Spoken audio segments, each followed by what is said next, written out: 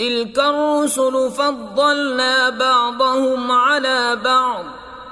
منهم من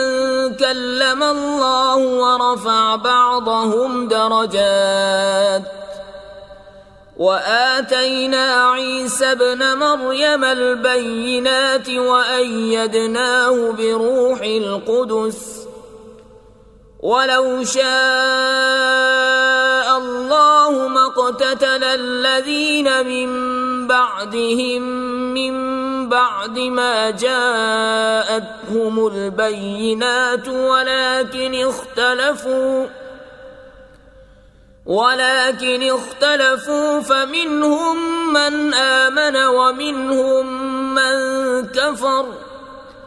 ولو شاء الله ما اقتتلوا ولكن الله يفعل ما يريد. يا أيها الذين آمنوا أنفقوا مما رزقناكم من قبل أن يأتي يوم لا بيع فيه ولا خلة ولا شفاعة والكافرون هم الظالمون. الله لا إله إلا هو الحي القيوم لا تأخذه سنة ولا نوم له ما في السماوات وما في الأرض من ذا الذي يشفع عنده إلا بإذنه يعلم ما بين أيديهم وما خلفهم ولا يحيطون بشيء من علمه إلا بما شاء وسع كرسيه السماوات والأرض ولا يؤوده حفظهما وهو العلي العظيم. لا إكراه في الدين قد تبين الرشد من الغي فمن يكفر بالطاغوت ويؤمن بالله فقد استمسك بالعروة الوثقى لا انفصام لها والله سميع عليم. الله ولي الذين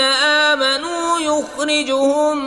من الظلمات إلى النور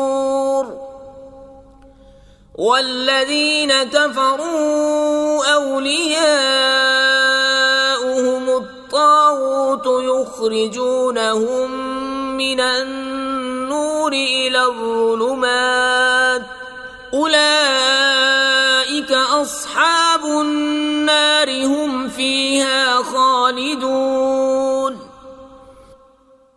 ألم تر إلى الذي حاج إبراهيم في ربه أن آتاه الله الملك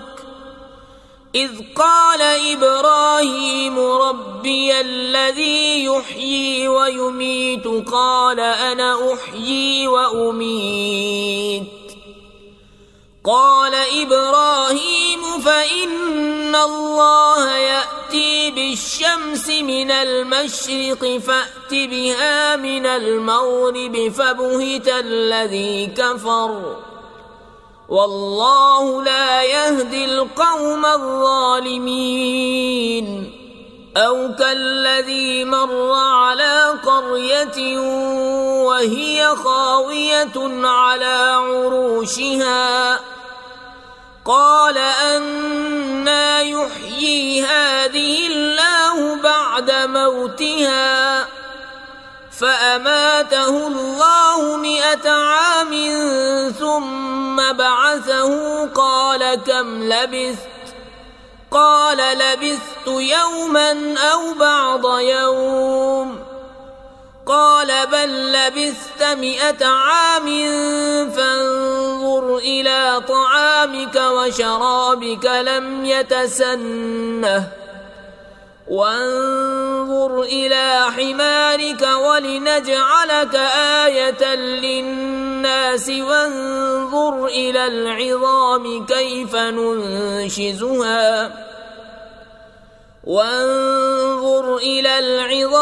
كيف ننشزها ثم نكسوها لحما فلما تبين له قال أعلم أن الله على كل شيء قدير. وإذ قال إبراهيم رب أرني كيف تحيي الموتى قال أولم تؤمن قال بلى ولكن ليطمئن قلبي قال فخذ 4 من الطير فصرهن إليك ثم اجعل على كل جبل منهن جزءا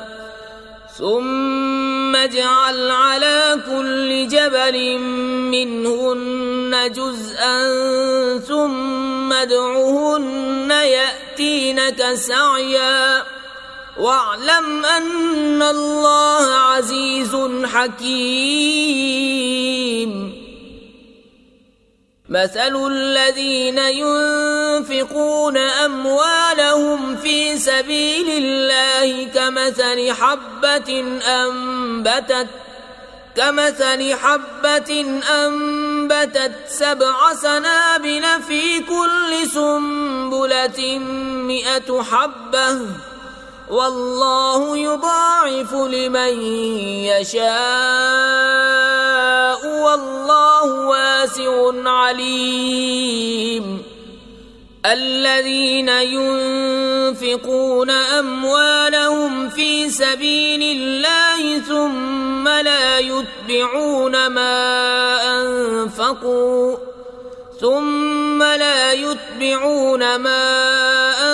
أنفقوا منا ولا أذى لهم أجرهم عند ربهم ولا خوف عليهم ولا هم يحزنون. قول معروف ومغفرة خير من صدقة يتبعها أذى والله غني حليم. يا أيها الذين آمنوا لا تبطلوا صدقاتكم بالمن والأذى كالذي ينفق ماله رئاء الناس ولا يؤمن بالله واليوم الآخر فمثله كمثل صفوان عليه تراب فأصابه وابل فتركه صلدا لا يقدرون على شيء مما كسبوا والله لا يهدي القوم الكافرين. ومثل الذين ينفقون أموالهم ابتغاء مرضات الله وتثبيتا من أنفسهم كمثل جنة بربوة أصابها وابل فآتت أكلها ضعفين فإن لم يصبها وابل فطل والله بما تعملون بصير. أيود أحدكم أن تكون له جنة من نخيل وأعناب تجري من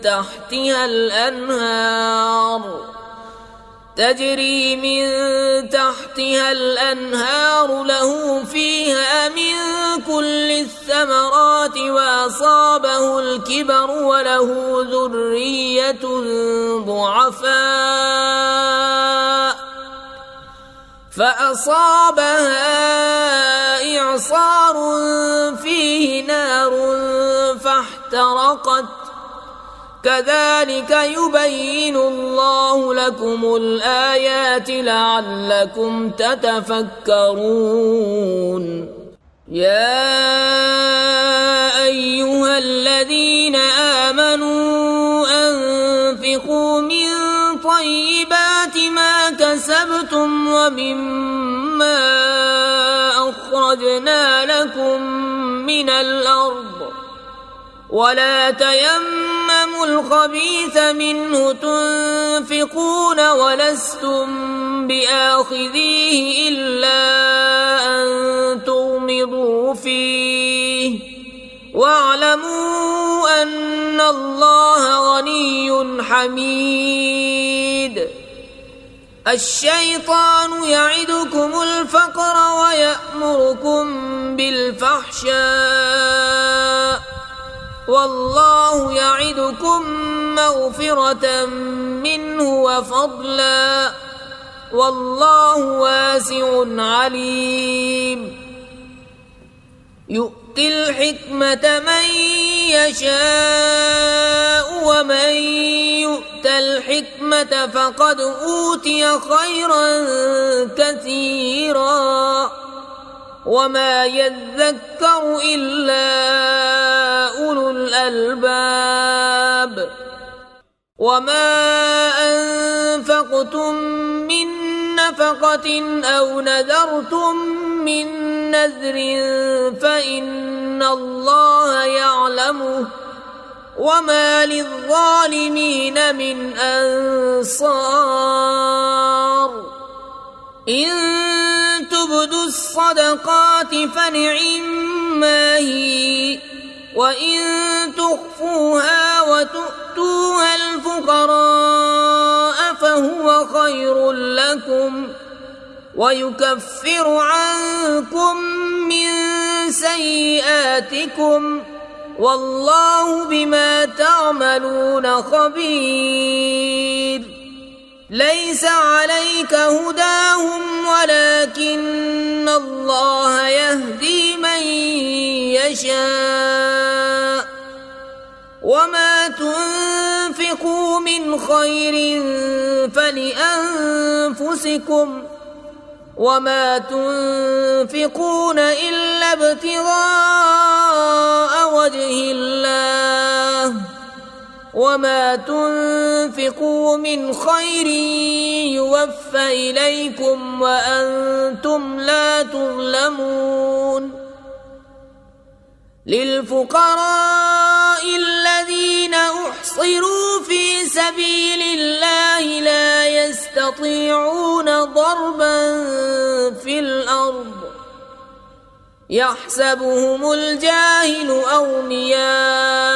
من التعفف تعرفهم بسيماهم لا يسألون الناس إلحافا وما تنفقوا من خير فإن الله به عليم الذين ينفقون أموالهم بالليل والنهار سرا وعلانية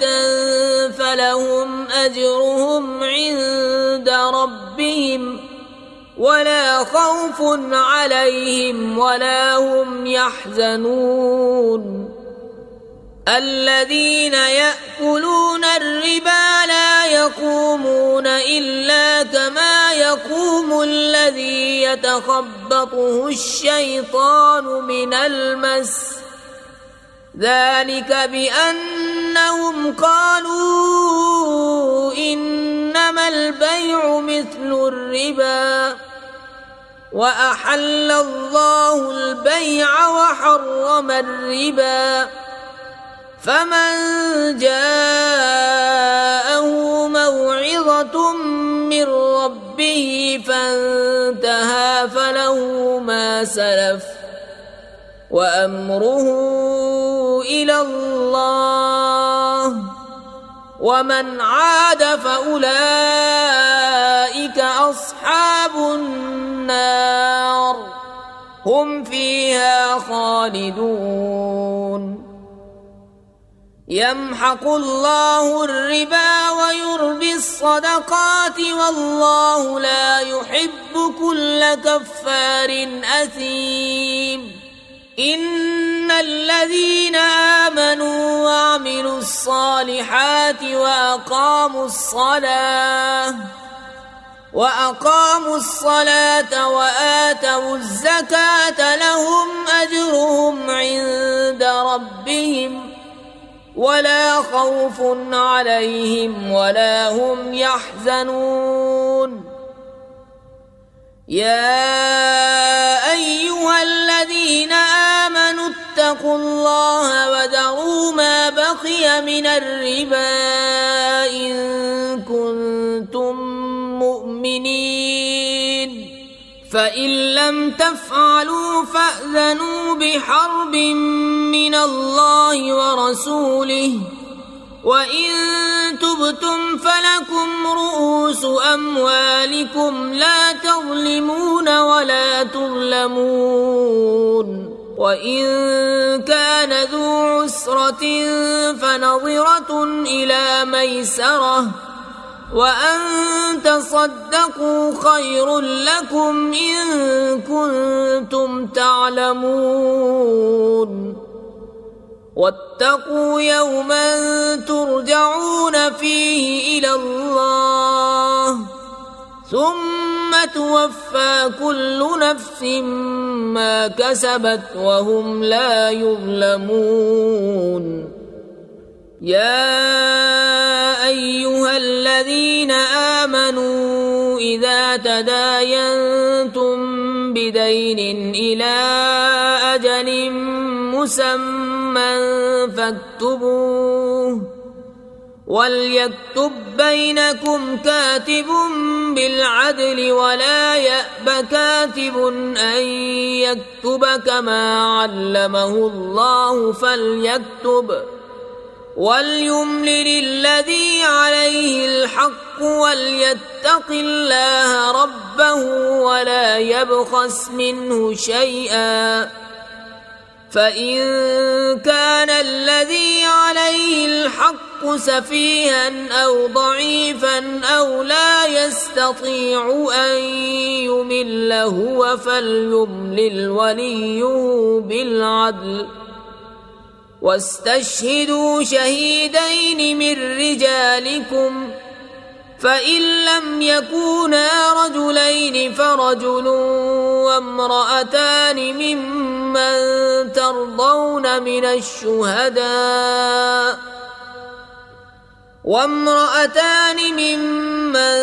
ترضون من الشهداء أن تضل إحداهما فتذكر إحداهما الأخرى ولا يأبى الشهداء إذا ما دعوا ولا تسأموا أن تكتبوه صغيرا أو كبيرا إلى أجله ذلكم أقسط عند الله وأقوم للشهادة وأدنى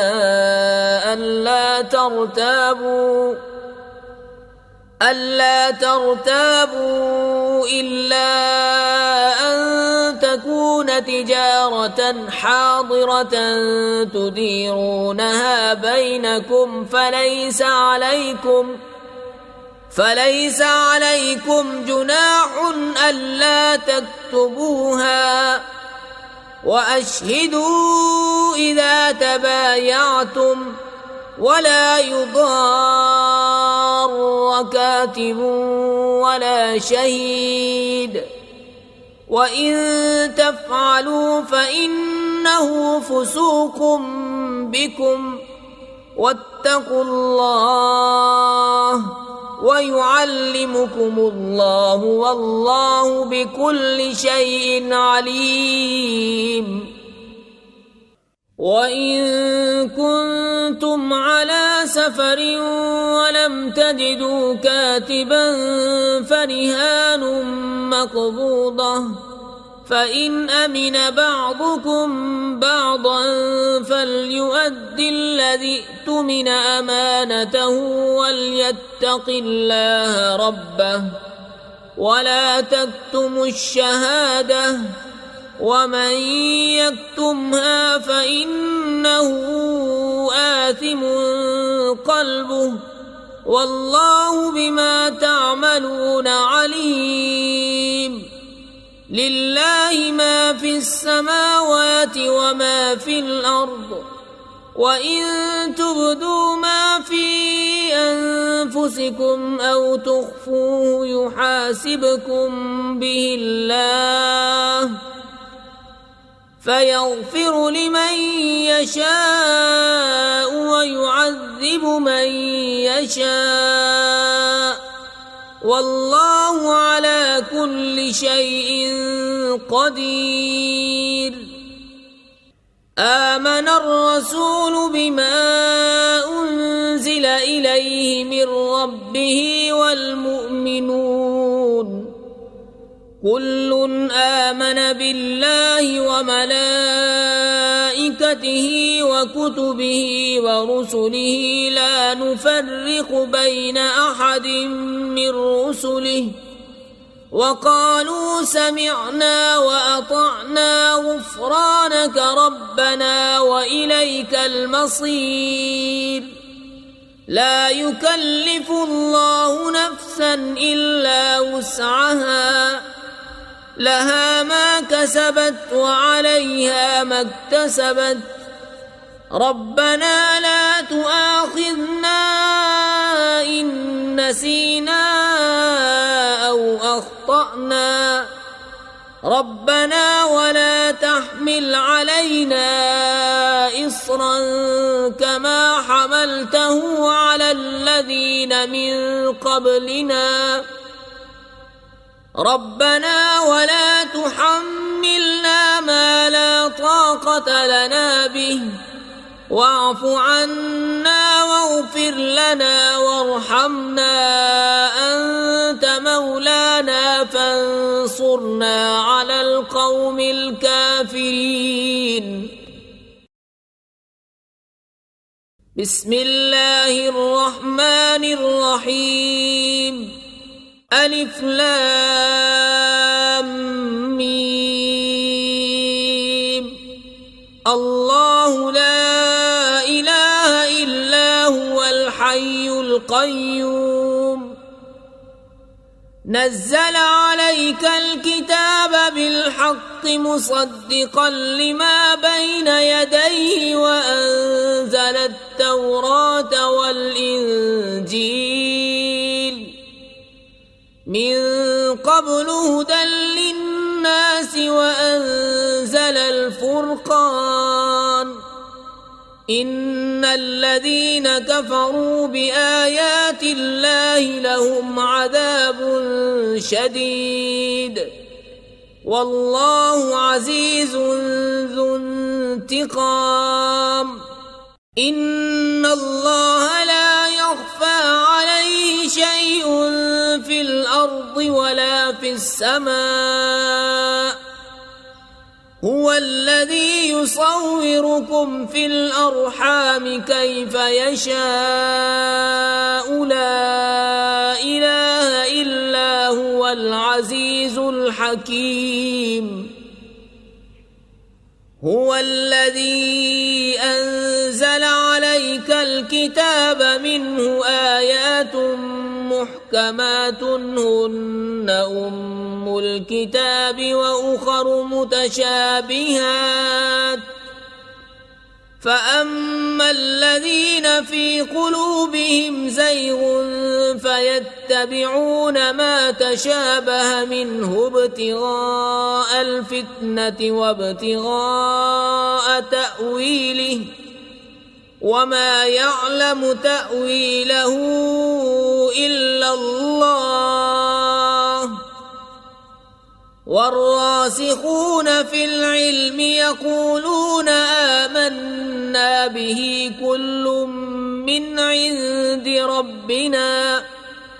وما يذكر إلا أولو الألباب ربنا لا تزغ قلوبنا بعد إذ هديتنا وهب لنا من لدنك رحمة إنك أنت الوهاب ربنا إنك جامع الناس ليوم لا ريب فيه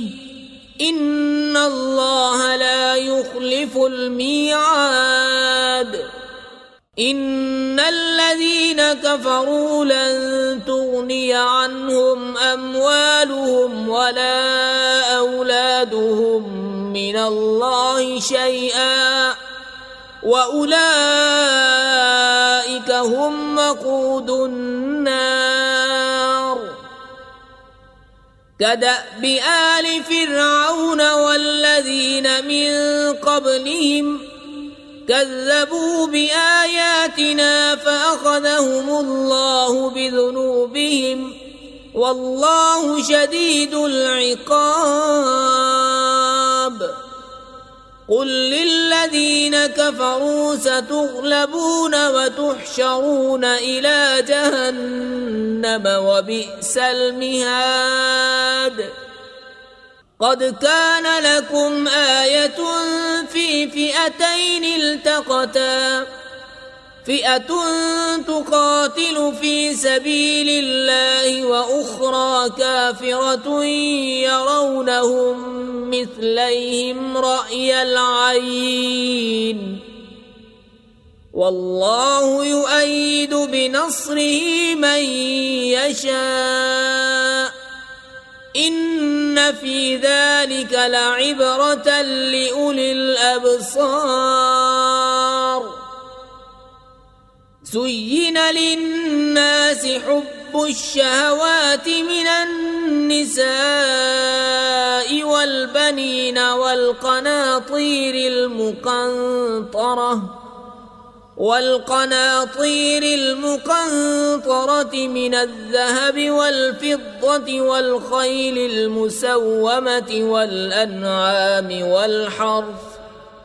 ذلك متاع الحياة الدنيا والله عنده حسن المآب قل أنبئكم بخير من ذلكم للذين اتقوا عند ربهم جنات تجري من تحتها الأنهار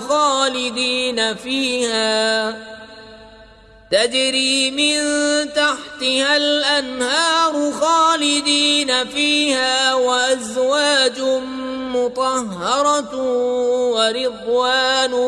من الله والله بصير بالعباد الذين يقولون ربنا إننا آمنا فاغفر لنا ذنوبنا وقنا عذاب النار الصابرين والصادقين والقانتين والمنفقين والمستغفرين بالأسحار شهد الله أنه لا إله إلا هو والملائكة وأولو العلم قائما بالقسط لا إله إلا هو العزيز الحكيم إن الدين عند الله الإسلام وما اختلف الذين أوتوا الكتاب إلا من بعد ما جاءهم العلم بغيا بينهم ومن يكفر بآيات الله فإن الله سريع الحساب فإن حاجوك فقل أسلمت وجهي لله ومن اتبعني وقل للذين أوتوا الكتاب والأميين أأسلمتم فإن أسلموا فقد اهتدوا وإن تولوا فإنما عليك البلاغ والله بصير بالعباد إن الذين يكفرون بآيات الله ويقتلون النبيين بغير حق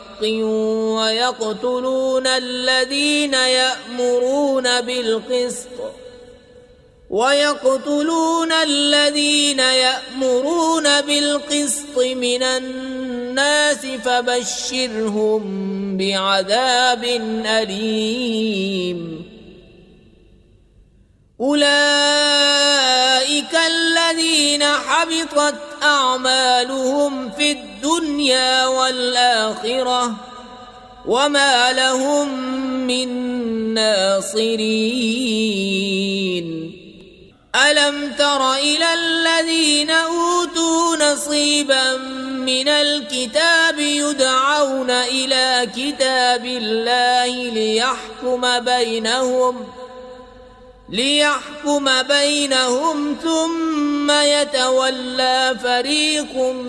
منهم وهم معرضون ذلك بأنهم قالوا لن تمسنا النار إلا أياما معدودات وغرهم في دينهم ما كانوا يفترون فكيف إذا جمعناهم ليوم لا ريب فيه ووفيت كل نفس ما كسبت وهم لا يظلمون قل اللهم مالك الملك تؤتي الملك من تشاء وتنزع الملك ممن تشاء وتعز من تشاء وتذل من تشاء بيدك الخير إنك على كل شيء قدير تولج الليل في النهار وتولج النهار في الليل وتخرج الحي من الميت وتخرج الميت من الحي وترزق من تشاء بغير حساب لا يتخذ المؤمنون الكافرين أولياء من دون المؤمنين ومن يفعل ذلك فليس من الله في شيء إلا أن تتقوا منهم تقاه ويحذركم الله نفسه وإلى الله المصير قل إن تخفوا ما في صدوركم أو تبدوه يعلمه الله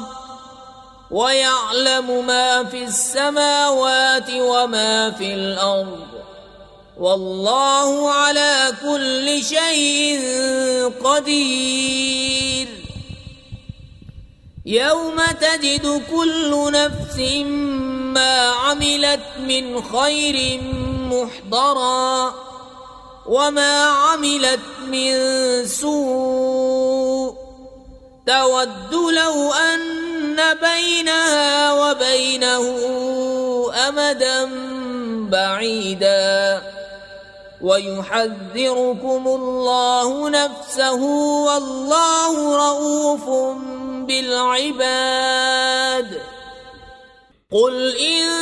كنتم تحبون الله فاتبعوني يحببكم الله ويغفر لكم ذنوبكم والله غفور رحيم. قل أطيعوا الله والرسول فإن تولوا فإن الله لا يحب الكافرين. إن الله اصطفى آدم ونوحا وآل إبراهيم وآل عمران على العالمين ذرية بعضها من بعض والله سميع عليم. إذ قالت امرأة عمران رب إني نذرت لك ما في بطني محررا فتقبل مني إنك أنت السميع العليم. فلما وضعتها قالت رب إني وضعتها أنثى والله أعلم بما وضعت وليس الذكر كالأنثى وإني سميتها مريم وإني أعيذها بك وذريتها من الشيطان الرجيم. فتقبلها ربها بقبول حسن وأنبتها نباتا حسنا وكفلها زكريا. كلما دخل عليها زكريا المحراب وجد عندها رزقا قال يا مريم أنى لك هذا قالت هو من عند الله إن الله يرزق من يشاء بغير حساب. هنالك دعا زكريا ربه قال رب هب لي من لدنك ذرية طيبة إنك سميع الدعاء. فنادته الملائكة وهو قائم يصلي في المحراب أن الله يبشرك بيحيى مصدقا بكلمة من الله وسيدا وحصورا ونبيا من الصالحين. قال رب أنى يكون لي غلام وقد بلغني الكبر وامرأتي عاقر قال كذلك الله يفعل ما يشاء. قال رب اجعل لي آية قال آيتك ألا تكلم الناس 3 أيام إلا رمزا واذكر ربك كثيرا وسبح بالعشي والإبكار. وإذ قالت الملائكة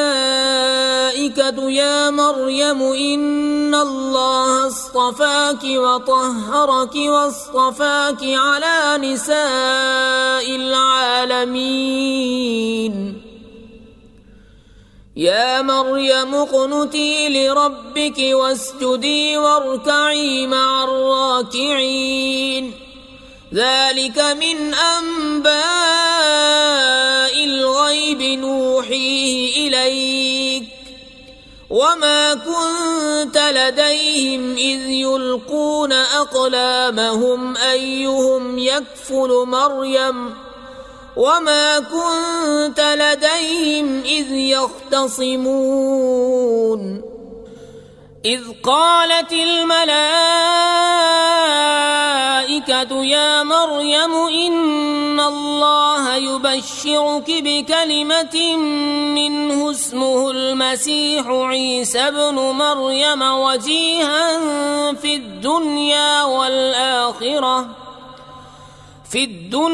والآخرة ومن المقربين ويكلم الناس في المهد وكهلا ومن الصالحين قالت رب أنى يكون لي ولد ولم يمسسني بشر قال كذلك الله يخلق ما يشاء إذا قضى أمرا فإنما يقول له كن فيكون ويعلمه الكتاب والحكمة والتوراة والإنجيل ورسولا إلى بني إسرائيل أني قد جئتكم بآية من ربكم أني أخلق لكم من الطين كهيئة الطير فأنفخ فيه فيكون طيرا بإذن الله وأبرئ الأكمه والأبرص وأحيي الموتى بإذن الله وأنبئكم بما تأكلون وما تدخرون في بيوتكم إن في ذلك لآية لكم إن كنتم مؤمنين ومصدقا لما بين يدي من التوراة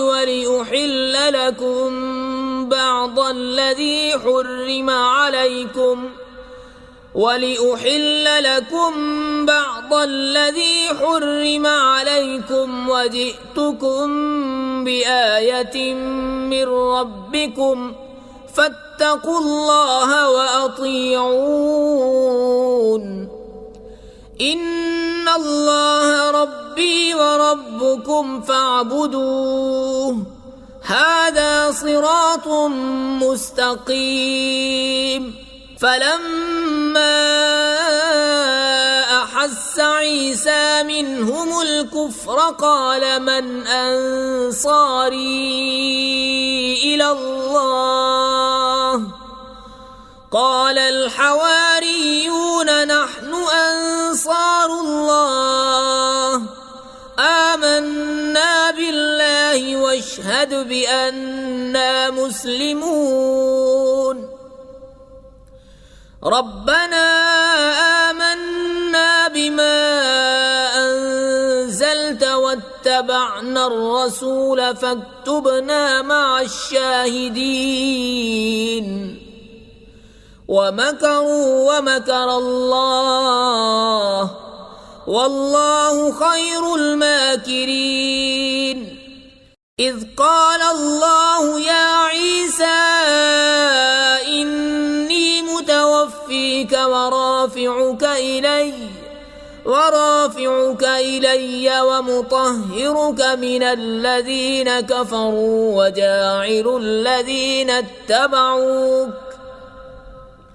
وجاعل الذين اتبعوك فوق الذين كفروا إلى يوم القيامة ثم إلي مرجعكم فأحكم بينكم فيما كنتم فيه تختلفون فأما الذين كفروا فأعذبهم عذابا شديدا في الدنيا والآخرة وما لهم من ناصرين. وأما الذين آمنوا وعملوا الصالحات فيوفيهم أجورهم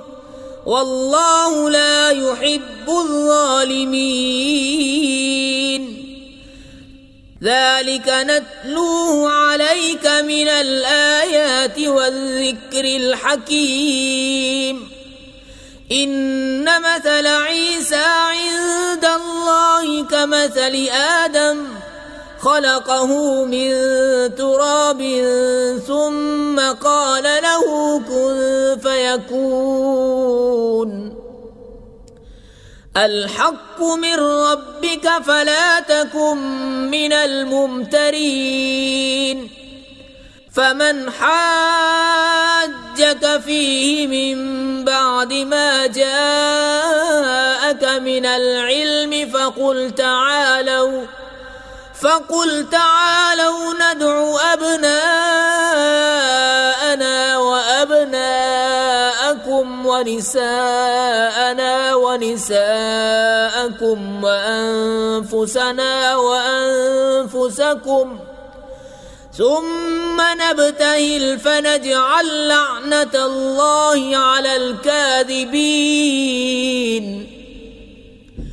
إن هذا لهو القصص الحق وما من إله إلا الله وإن الله لهو العزيز الحكيم. فإن تولوا فإن الله عليم بالمفسدين. قل يا أهل الكتاب تعالوا إلى كلمة سواء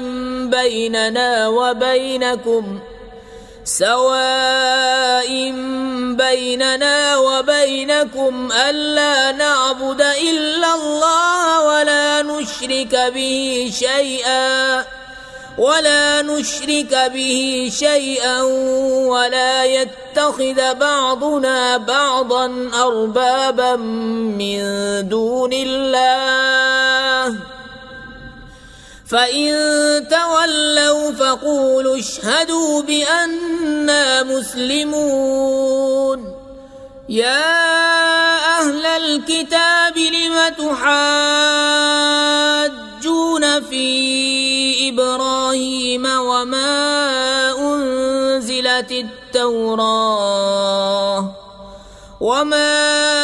أنزلت التوراة والإنجيل إلا من بعده أفلا تعقلون. ها أنتم هؤلاء حاججتم فيما لكم به علم فلم تحاجون فيما ليس لكم به علم والله يعلم وأنتم لا تعلمون. ما كان إبراهيم يهوديا ولا نصرانيا ولكن كان حنيفا مسلما وما كان من المشركين. إن أولى الناس بإبراهيم للذين اتبعوه وهذا النبي والذين آمنوا والله ولي المؤمنين. ودت طائفة من أهل الكتاب لو يضلونكم وما يضلون إلا أنفسهم وما يشعرون. يا أهل الكتاب لم تكفرون بآيات الله الله وأنتم تشهدون يا أهل الكتاب لم تلبسون الحق بالباطل وتكتمون الحق وأنتم تعلمون وقالت طائفة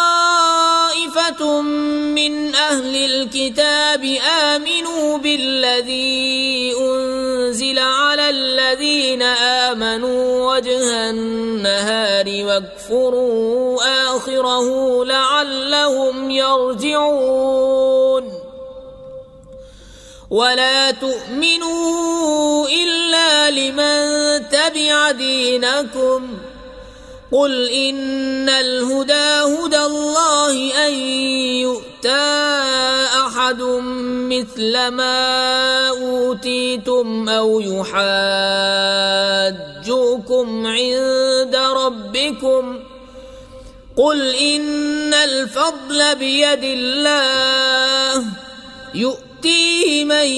يشاء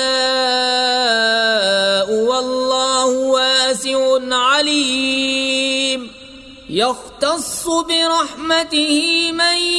يشاء والله ذو الفضل العظيم ومن أهل الكتاب من إن تأمنه بقنطار يؤديه إليك ومنهم من إن تأمنه بدينار لا يؤديه إليك إلا ما دمت عليه قائما ذلك بأنهم قالوا ليس علينا في الأميين سبيل ويقولون على الله الكذب وهم يعلمون بلى من أوفى بعهده واتقى فإن الله يحب المتقين إن الذين يشترون بعهد الله وأيمانهم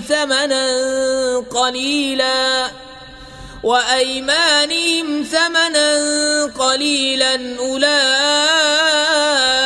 لا خلاق لهم في الآخرة ولا يكلمهم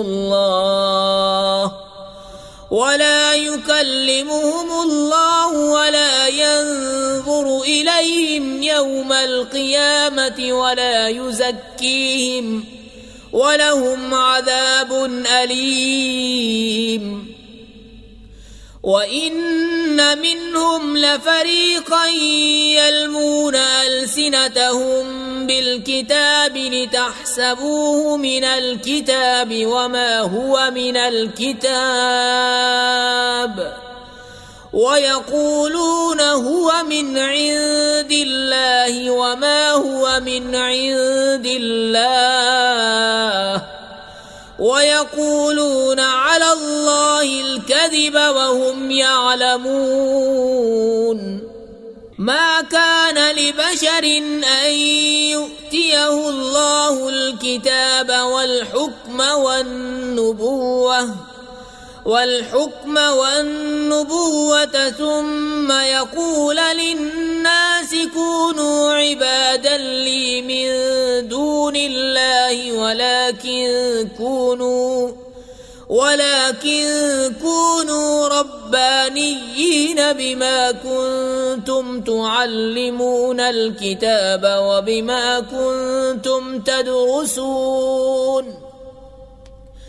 ولا يأمركم أن تتخذوا الملائكة والنبيين أربابا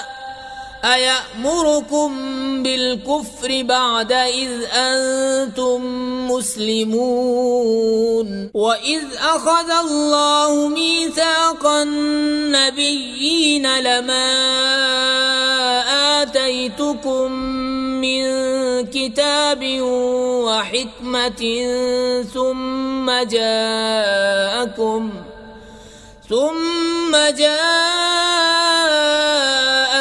رسول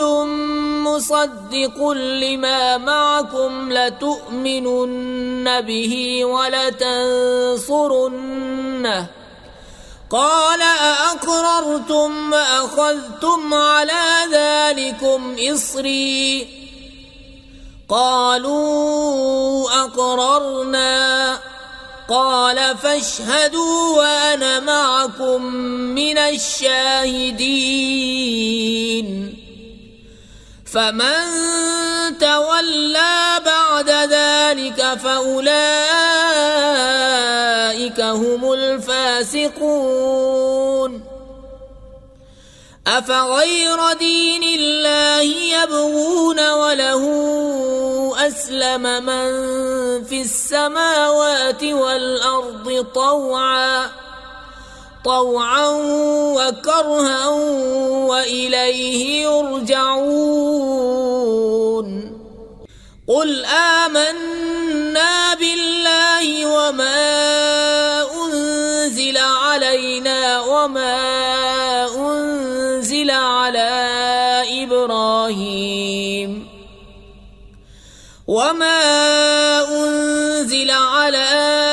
إبراهيم وإسماعيل وإسحاق ويعقوب والأسباط وما أوتي موسى وعيسى والنبيون من ربهم لا نفرق بين أحد منهم ونحن له مسلمون ومن يبتغ غير الإسلام دينا فلن يقبل منه وهو في الآخرة من الخاسرين كيف يهدي الله قوما كفروا بعد إيمانهم وشهدوا أن الرسول حق وجاءهم البينات والله لا يهدي القوم الظالمين أولئك جزاؤهم أن عليهم لعنة الله والملائكة والناس أجمعين خالدين فيها لا يخفف عنهم العذاب ولا هم ينظرون إلا الذين تابوا من بعد ذلك وأصلحوا فإن الله غفور رحيم إن الذين كفروا بعد إيمانهم ثم ازدادوا كفرا لن تقبل توبتهم وأولئك هم الضالون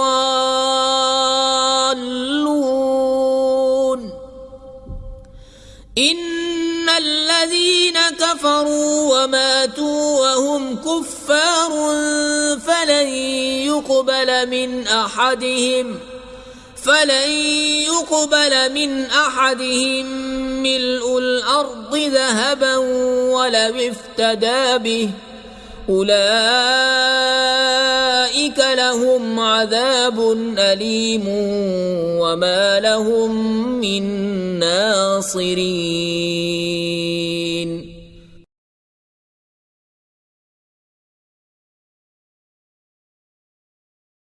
لا إله إلا الله محمد رسول الله لا إله إلا الله محمد رسول الله لا إله إلا الله محمد رسول الله لا إله إلا الله محمد رسول الله لا